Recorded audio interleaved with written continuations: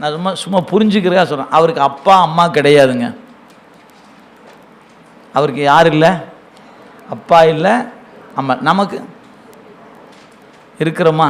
சரி, நமக்கு இருக்கிறதுலாம் அவருக்கு இல்லை, அவருக்கு இருக்கிறதுல நமக்கு இல்லை. இதாங்க ரெண்டு பேர்த்துக்குள்ள வேறுபாடு. எப்படி நாம் ரெண்டு பேரும் ஒன்றாகும்?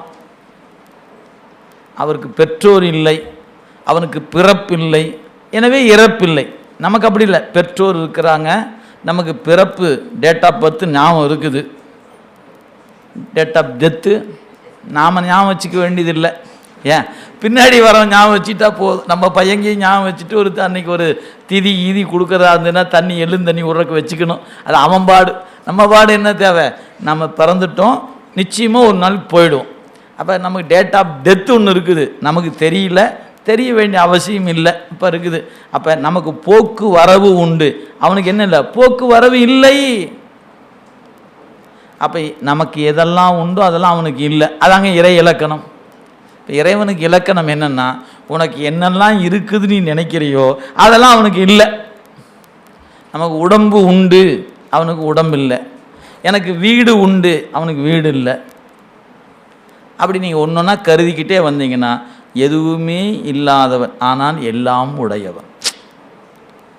என்னையா எதுவுமே இல்லைன்னா? ஆம், எதுவுமே அவனுக்கு இல்லை, ஆனால் எல்லாமே அவனுக்குள்ளே தான் இருக்குது. அவன் இல்லைன்னா எந்த பொருளும் இல்லை.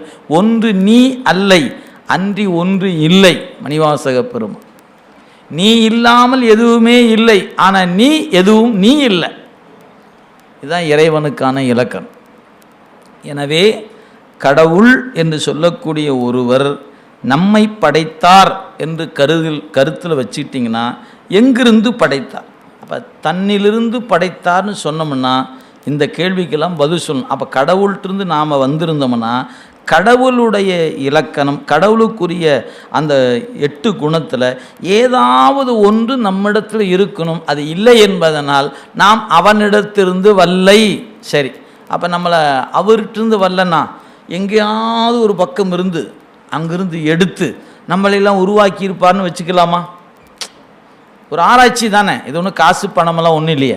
சம் எக்ஸ் அப்படின்னு வச்சுக்குவோம். அந்த சம் எக்ஸில் இருந்து நம்மையெல்லாம் எடுத்தார், நம்மளெல்லாம் அப்படி மனித சட்டைக்குள்ளே போகும்போது நம்மளெல்லாம் பிறப்புக்கு உட்படுத்திட்டார்னு வச்சுக்கலாமா அப்படின்னு கேட்டால் வச்சுக்கலாமே. அப்படின்னா சரி, அப்போ நாமெல்லாம் ஏதோ ஒரு புள்ளியிலிருந்து வந்தோம், அவர்கிட்டருந்து வரல. ஏன்? அவர் இருக்கிற குணம் நம்மகிட்ட இல்லை, அதனால் நம்ம அவர்கிட்டருந்து வரல, அது கன்ஃபார்ம் பண்ணிட்டோம். சரி, அப்போ நாம் எங்கேயோ ஒரு இடத்துலேருந்து வந்தோம்னு வச்சுக்கலாமான்னு கேட்டால் அப்படி ஒரு இடத்திலிருந்து நாமெல்லாம் ஒரு பொருளிலிருந்து, ஒரு இடமல்ல ஒரு புள்ளியில், ஒரு பொருளிலிருந்து நாம் வந்தோன்னு சொன்னால் நாமெல்லாம் ஒரே இயல்புடையவராக இருக்க வேண்டும். அந்த இயல்பு நம்மகிட்ட இல்லை. ஒரு 200 பேர் இங்கே உட்காந்துன்னா 200 இயல்பு இங்கே இருக்குது. ஒருத்தரை போல் ஒருத்தர் இல்லை, ஒருத்தர் போல். ஏன்? நம்ம ரேகையே ஒருத்தர் மேலே ஒருத்தர் இல்லையே. இன்றைக்கி 140 கோடி இந்திய மக்கள் தொகை. ஒருத்தர் உருட்டின ரேகைக்கு இன்னொரு ஒருத்தர் ரேகை பொருந்தாது. அப்போ ரேகை எவ்வளோ வெரைட்டியில் இருக்குது? 140 வகையாக நிற்கிது. கோடி 140 கோடியில். உலக மக்கள் தொகை 640 கோடிங்கிறாங்க. நினச்சி பாருங்களேன். அப்போ ஒரு ரேகையை போல் இன்னொரு ரேகை இல்லைன்னா ஒன்றுக்கு ஒன்று பொருந்தலை. அப்போ நாம் எப்படிங்க ஒரு புள்ளியிலேருந்து வந்தோமா? நாமெல்லாம் சம் எக்ஸிலிருந்து வந்தோம்னு சொன்னால் அந்த எக்ஸுக்கு என்ன இலக்கணமோ அந்த இலக்கணத்தின் கூறு நம்மகிட்ட வெளிப்பட்டுருக்கணும். ஒன்றுக்கு ஒன்று ஒத்து வரல. அப்போ எப்படித்தான் இருக்கும்? அப்படிங்கும்போது தான் சமயம் சொல்லிச்சு, சைவம் சொல்லியது, நாம் எந்த ஒரு புள்ளியிலிருந்தும் வந்தவர்கள் அல்ல. என்னையா இப்படி கொடுமை சொல்கிறீங்க? அவன்கிட்டருந்து நாம் வரலேங்கிறீங்க. சரி, போனால் போகுது, அதை நம்பலான்னு நினச்சா சரி, சம் எக்ஸிலிருந்து வந்திருப்போம் போல் இருக்குதே அப்படின்னு நினச்சா அந்த சம் எக்ஸ் என்று சொல்லக்கூடிய ஒரு பொருளிலிருந்து நாம் வந்தோன்னு சொன்னால் அந்த ஒரு பொருளின் தன்மை எல்லா பொருளிலும் இருக்கணும். அப்படி இல்லை என்பதனால அதுவும் பொய்யா போச்சு. அப்போ என்ன நான் எப்படித்தாயா வந்தேன்? நாம் ஒரு புள்ளியிலிருந்து வந்தவர்கள் அல்ல, நாம் எல்லாம் தனித்தனி புள்ளிகள். ஞாபகம் வச்சுக்குங்க.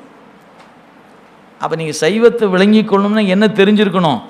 என்னைக்கு இறைவன் இருந்தானோ அன்னைக்கு நானும் இருந்தேன், அவன் என்னைக்கு இருந்தானோ அன்னைக்கே நானும் இருந்தேன். அப்போ அவனும் தொடக்கம் இல்லாதவன், நானும் தொடக்கம் இல்லாதவன். இது உங்களுக்கு புரியணும். சைவ சித்தாந்தம் புரியணும்னா